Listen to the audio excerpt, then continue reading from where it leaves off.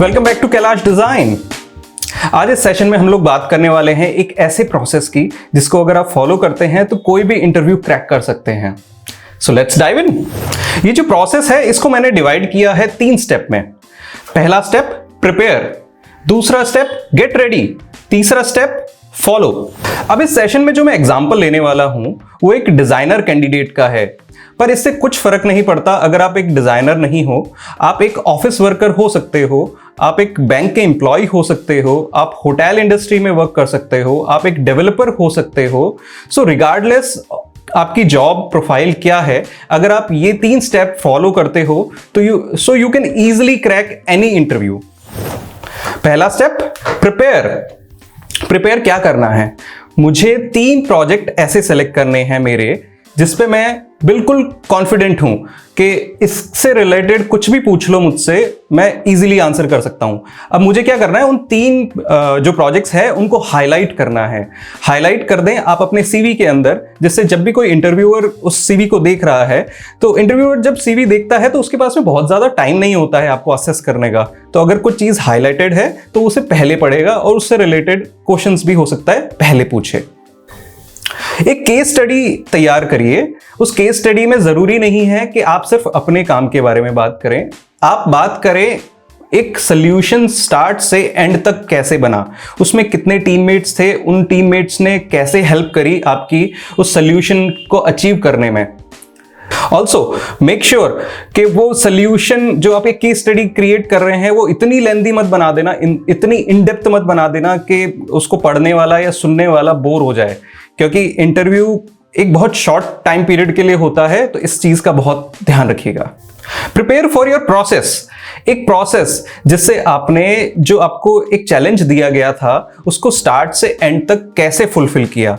अगर आप उस प्रोसेस को एक पूरा नोट डाउन कर लेते हैं तो आपके लिए बहुत इजी होगा किसी को भी एक्सप्लेन करना कि वो जब चैलेंज मुझे मिला था तो मेरी स्ट्रेटेजी क्या थी उस चैलेंज को लेके और मैंने किस तरह से उसका एक सोल्यूशन क्रिएट किया। In case of A virtual interview, prepare your camera before meeting. अब क्या है, जब मीटिंग होने वाली है तब हड़बड़ाहट में हम सब कुछ सेट करते हैं और सब कुछ खराब हो जाता है।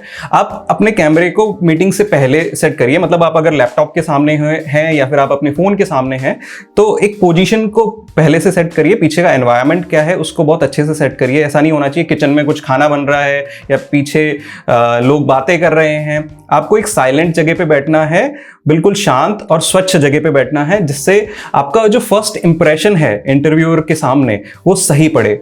बिलीव मी, जो पहले के 3-4 सेकंड होते हैं इंटरव्यू के, वो एक बहुत बड़ा रोल प्ले करते हैं कि आपका सिलेक्शन होगा या नहीं। दूसरा point, get ready. Get ready in what way? हमें क्या करना है, रोल प्ले करना है। जो भी इंटरव्यू मैं अभी देने वाला हूं या देने वाली हूं उसका रोल प्ले करिए। अब घर में किसी को चुन लीजिए या आपके फ्रेंड को चुन लीजिए और उसको बोलिए कि चलो हम लोग ना इंटरव्यू खेलते हैं। तो आप बन जाइए इंटरव्यूई और वो बन जाएगा इंटरव्यूअर, है ना। वो आपसे क्वेश्चंस पूछेगा, आप उसके जवाब देंगे। इससे होगा क्या कि आपको ना एक कॉन्फिडेंस आ जाएगा कि किसी चीज को आंसर कैसे करते हैं। आंखों में आंखें डाल के आप कैसे सही आंसर दे सकते हैं। अब ये केस हो सकता है कि आपके घर में कोई तैयार नहीं हुआ या आपके आसपास अभी कोई है नहीं, तो क्या करिए, मिरर के सामने खड़े होइए, क्वेश्चन पूछिए और आंसर दीजिए। तो ये रोल प्ले करना बहुत ज्यादा जरूरी है। Remember, the interviewer is taking a lot of interviews. अब आपको सबसे कुछ अलग दिखना है तभी वो इंटरव्यूअर आपको याद रख पाएगा, है ना। तो अलग दिखे कैसे? अब अलग दिखने के लिए कोई पीस ऑफ वर्क हो सकता है जो आपने बहुत क्वालिटेटिवली काम किया है, या फिर आपका जो एटीट्यूड है इंटरव्यू देने का, या फिर आप जिस तरह से बोलते हो, या फिर आपने जो पहना है, द वे यू ड्रेस्ड, ये सब बहुत मैटर करता है। आपका जो बिहेवियर है, आपका एटीट्यूड है। तो आप चुन लीजिए कि कौन सी एक ऐसी चीज है जिससे मैं ज्यादा इंप्रेस कर सकता हूं, कर सकती हूं एक इंटरव्यूअर को, या वो मुझे याद रखे आफ्टर इंटरव्यूज, क्योंकि वो बहुत सारे इंटरव्यू ले रहा होगा। 50 इंटरव्यू में से आपको ही याद क्यों रखे, उसका एक रीजन होना चाहिए। Get ready with the failure related questions. हमेशा सक्सेस रिलेटेड क्वेश्चंस नहीं पूछे जाते हैं इंटरव्यू में। इंटरव्यूअर आपसे पूछ सकता है कि अच्छा आप कहाँ फेल हुए थे।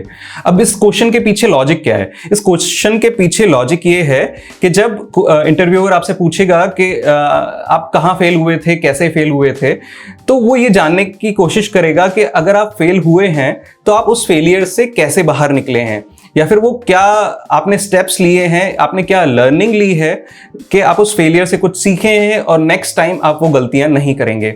तो वो ये चेक करता है कि आप अपने काम के प्रति कितने जिम्मेदार हैं। Be a good listener. जब इंटरव्यूअर आपसे कुछ पूछ रहा होता है तो उसकी बात खत्म होने दें। कभी कभी क्या होता है कि हम हड़बड़ी में, उसने आधा ही क्वेश्चन पूछा है और हम बस आंसर तैयार है मेरे पास तो और मैंने आंसर दे दिया। होता क्या है, जो क्वेश्चन है वो अलग अलग चंक्स में डिवाइडेड होता है। अब पहला चंक सुन के आपने आंसर दे दिया, पता चला कि जब क्वेश्चन पूरा हुआ तो उसका मतलब तो कुछ और ही था। तो इससे क्या होता है कि इंटरव्यूअर के दिमाग में होता है कि आप ना काम को पूरा सीरियसली नहीं करते हो, आप बस थोड़ा सा इनपुट मिला और स्टार्ट हो जाते हो। तो बी अ गुड लिसनर, बहुत जरूरी क्वालिटी है ये।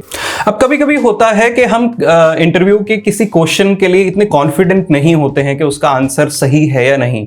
तो उस समय क्या करना चाहिए? हमें इंटरव्यूअर को बोलना चाहिए कि sir that's a very great question, I have a answer for you but can I follow up with you some time letter.